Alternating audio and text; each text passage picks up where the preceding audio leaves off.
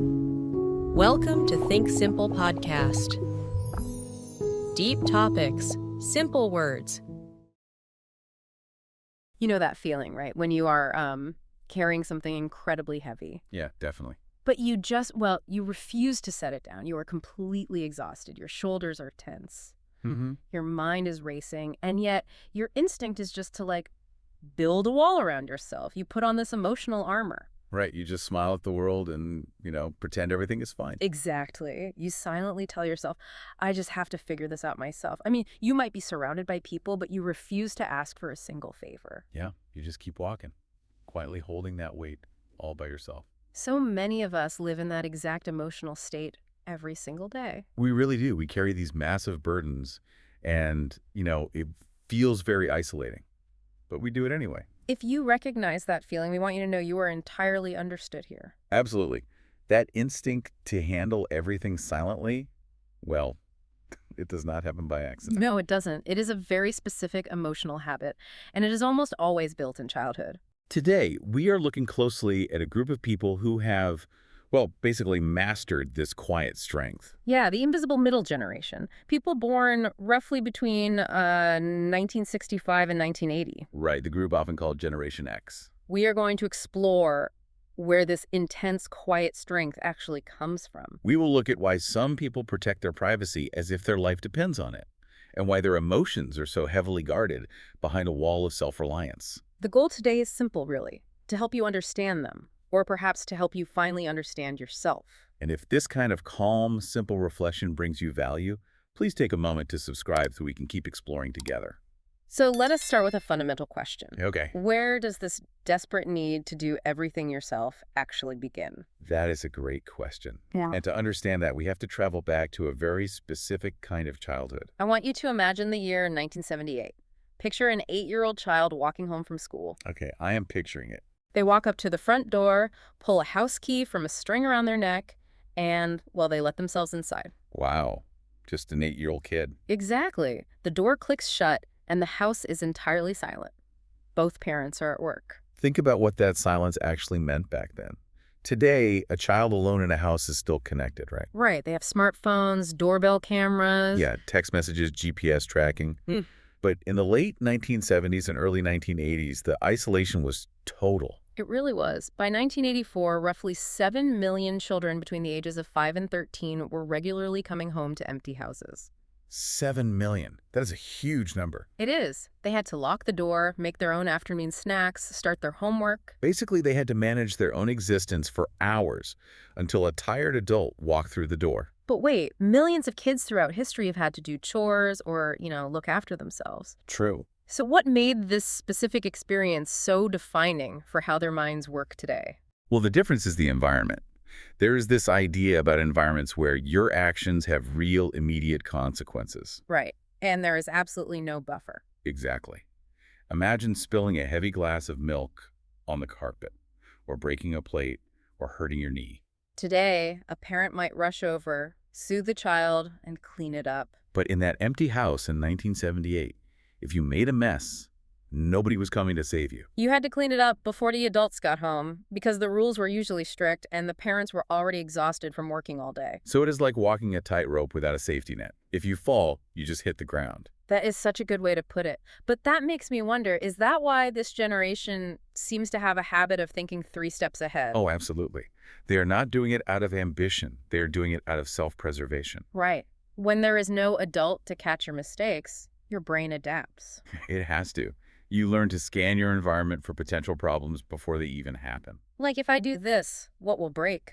If I leave this out, who will get angry? You become an expert at anticipating danger, simply to stay out of trouble. That creates an incredibly independent child, but it also creates a deeply anxious, hypervigilant one. Yeah, a child who is always watching. And that hypervigilance wasn't just about the physical house, it was about watching the adults, too. While these kids were learning to rely only on themselves, they were observing how the adults around them handled the world. And honestly, the examples they saw were not very reassuring. Not at all. I mean, the adults of that era were promising a world of stability. They promised the classic dream, right? You get married, it lasts forever. You get a job at a big company, you stay for 40 years, and you retire with a pension. But as these children watched, those promises began to fracture. Yeah, the 1970s and 1980s saw a massive, sudden spike in divorce rates. Families were quietly falling apart in every neighborhood. That has to fundamentally alter a child's understanding of trust. I mean, if the adults who promised to stay together forever suddenly pack their bags, what does forever even mean? That is a very heavy thought for a child. And it wasn't just marriages, it was the economy. Right. These kids watched their parents give their loyalty, their weekends, and their health to huge corporations. Only to be laid off without a second thought when the economy struggled. When you watch the foundation crack repeatedly, you develop what we might call emotional armor. You start to practice a kind of realistic pessimism. Deep down, these individuals hope for good things. They want love, they want stability, they want success. But they are quietly expecting all of those good things to eventually disappear. Yeah. They hope for the best, but they prepare to lose everything. But let me ask you this. Every generation experiences economic downturns and family issues. That is true. What made this specific era so uniquely destabilizing for a child's view of the world? We have to add the macro layer, the late stages of the Cold War. Oh, right. The nuclear threat. Exactly. These kids were sitting in elementary school classrooms trying to learn spelling and math. Well, the overarching narrative of the world was that a nuclear war could end everything in any second. They were taught to do duck and cover drills.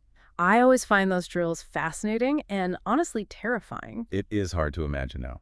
The school alarm rings, and a teacher instructs an 8-year-old to hide under a wooden desk to survive a nuclear bomb. The absurdity of it is staggering. It is completely absurd, and a child's brain has to process that contradiction. The adult is saying, hide under this piece of wood, the world might end today. But then the alarm stops, and the same adult says, okay, back to your homework. Everything is completely fine. The child is forced to hold two completely opposite, irreconcilable ideas in their mind at the same time. How do you even cope with that kind of conflict? Well, if the adults are acting like everything is fine while the world is literally threatened with destruction, you cannot trust the adult's version of reality. So you build a shield. Exactly. You start using sarcasm, irony, and dark humor. Sarcasm becomes a survival tool. If you can laugh at the absurdity of the danger cannot touch your core. You use humor to keep people at a safe distance. It is a way of saying, I see the reality of this situation, I know it is unstable, and I am not going to let it break my heart. That explains so much about their relationship with vulnerability today. Keeping people at arm's length is not about being cold. No is about self-defense. And I think this concept of self-defense translates perfectly to how this generation interacts with modern technology. Oh, definitely. Think about the internet. This is the generation that largely built the architecture of the web. Yet they are the least likely to share their inner lives on social media. They are the ultimate digital ghosts. And it goes back to how they grew up. Think about the nature of a mistake in 1985. If you did something embarrassing, maybe you tripped in a parking lot, or you said something foolish at a party. Who knew about it? Only the 3 people standing next to you. And a week later, it was completely gone. There was no permanent record. There were no cell phones in every pocket to record the moment. And no social media platforms to broadcast it to thousands of strangers. Your mistakes were allowed to be temporary. That temporary nature of mistakes provided a massive sense of psychological safety. Today, the modern world demands constant visibility. People share their breakfast, their arguments, their children's faces, and their deepest thoughts online. But for the middle generation, that kind of sharing does not feel like community building. No, it feels like painting a target on your own back. It is like practicing digital minimalism as a defense mechanism. Think of a modern-day turtle pulling into its shell the moment it senses an algorithm. That happens sometimes, yeah. Yeah. It is not that they fail to understand how modern apps work. They understand it perfectly, but they made a very calculated emotional choice early on. Visibility equals vulnerability. The less the world knows about your private life, the less ammunition the world has to use against you. Privacy is safety. Privacy is safety. That is the absolute rule they live by. If you stay quiet, the danger might just pass right over you. And this philosophy of quiet survival shapes more than just their internet habits. It completely defines how they approach their careers, their bosses, and the concept of authority. Let us look at their early entry into the workforce, because it was incredibly raw. Today, teenagers might take a supervised summer job. But back then, you had 12-year-olds waking up at 5 in the morning in the freezing cold to deliver newspapers across an entire neighborhood. They were managing a microeconomy before they even hit high school. They had to collect the subscription money from adults, calculate the change in their heads, and manage their own routes. Later, they were bagging groceries or working at cash registers that didn't automatically tell you how much change to hand back. If the machine broke, you had to do the math quickly while a line of impatient adults glared at you. There's no safety net there either. But surely, as they got older and entered corporate environments, they must have relaxed a bit. They finally had proper structures. Actually, the corporate world reinforced their lack of trust. How so? Well, the older members of this group were just trying to build their careers when the dot-com bubble burst, wiping out thousands of jobs overnight. Oh, right. And the younger ones were finally buying their first homes or starting families when the global financial crisis of 2008 hit. The economy completely collapsed beneath them. So they watched their parents lose jobs to corporate downsizing when they were children. And then they lost their own jobs or watched the economy burn when they became adults. If you experience that cycle, you are never going to trust a company's loyalty ever again. Zero trust in the institution, but massive trust in the individual. They will not rely on a company to save them, but they will relentlessly rely on their own skills. They respect someone who is genuinely good at their job. If a manager walks in with a fancy title, but does not know how to actually execute the work, they will lose respect for that person instantly. Competence is the only currency they value. They saw authority figures fail on a global stage. Political scandals, economic crashes. They learned early on that the people in charge rarely know what they are doing. So they build multiple streams of security. They might have a primary job, but they also have a side business or a quiet backup plan. Because they know the rug can be pulled out at any moment. They're always carrying their own safety net. But this brings up a beautiful paradox. What is that? We have painted a picture of a very guarded, hyper-independent, cynical group of people. True.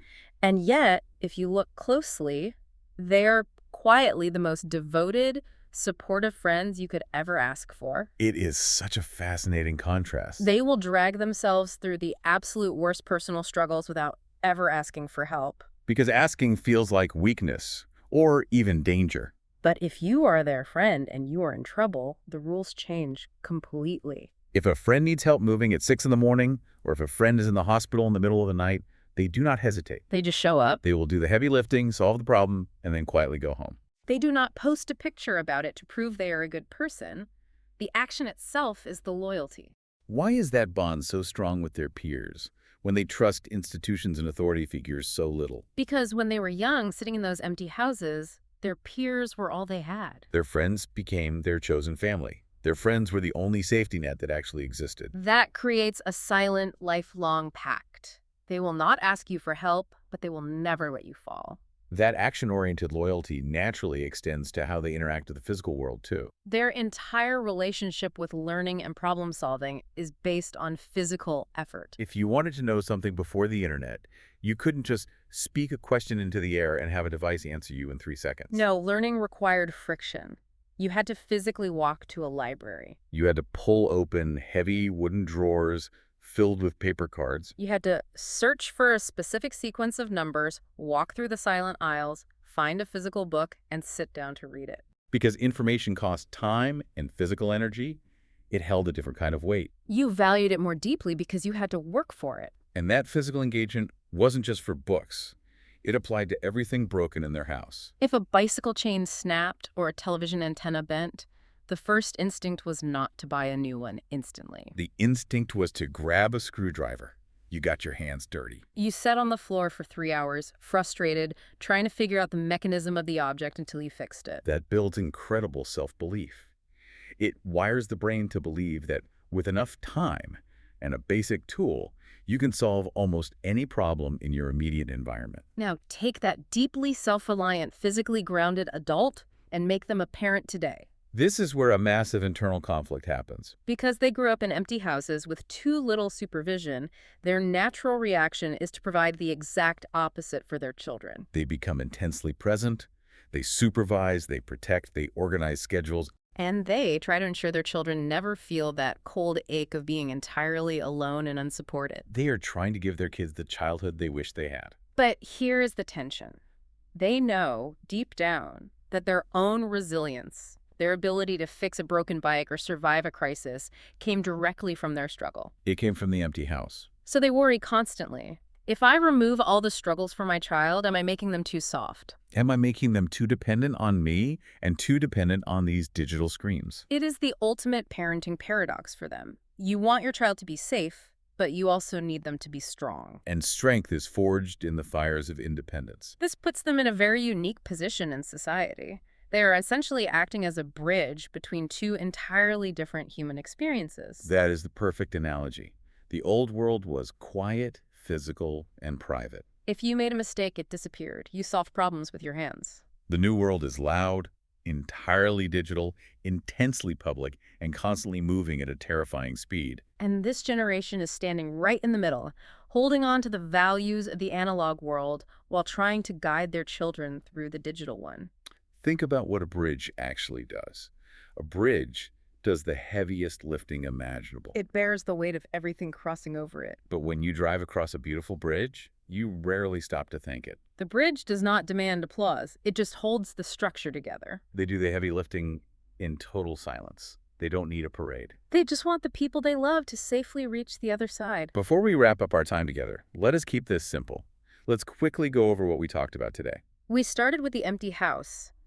How coming home to silence and a lack of a safety net taught them incredible, cautious independence. Wiring their brains to always anticipate the consequences of their actions. Then we looked at the broken promises of the adult world around them. Watching divorce rates spike and economies crash taught them to build thick emotional armor. Hoping for the best, but always realistically preparing for the worst. We examined their deep, unwavering belief that privacy is safety. Having grown up in a world where mistakes could fade away, they view the constant visibility of the internet as a vulnerability. Choosing instead to remain safely hidden. And finally, we explored their role as the quiet bridge.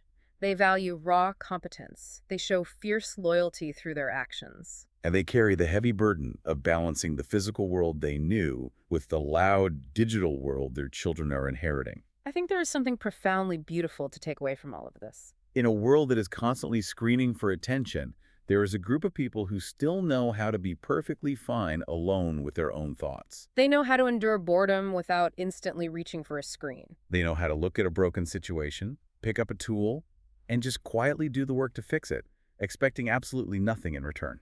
That quiet endurance is not just a survival skill. It is a very peaceful, grounded way to walk through a chaotic world. Before we go, we just want to say a massive thank you to our amazing listeners. Exploring these human experiences with you is truly a privilege, and we deeply appreciate the time you spend with us. We truly appreciate your support, and we have a question we would love for you to think about. Do you recognize this quiet, guarded strength in yourself, or perhaps in someone you love? Do you see that emotional armor in your daily life? Tell us in the comments below. We absolutely love reading your messages and learning how these ideas connect to your own real-life stories. Don't forget to subscribe for more easy, calm English practice.